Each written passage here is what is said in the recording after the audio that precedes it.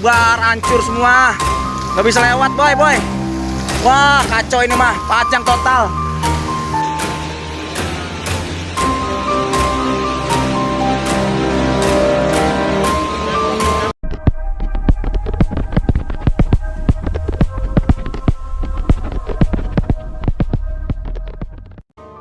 Sebagian kawasan di Sawangan dan Bojongsari, Depok, dilanda puting beliung.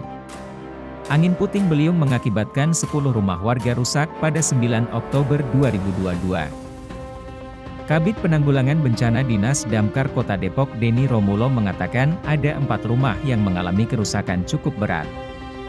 Diketahui, angin puting beliung melanda Kota Depok Minggu 9 Oktober sekitar pukul 16.30 waktu Indonesia Barat.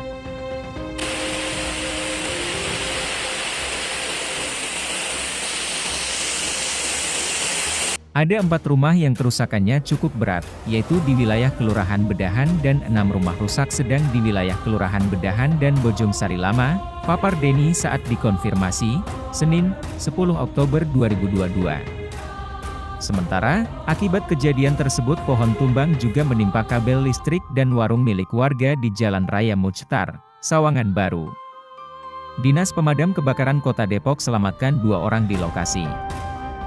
Kemarin, evakuasi pohon tumbang menimpa kabel listrik dan warung karena hujan deras dan angin kencang. 9 personil damkar dikerahkan, ucap petugas.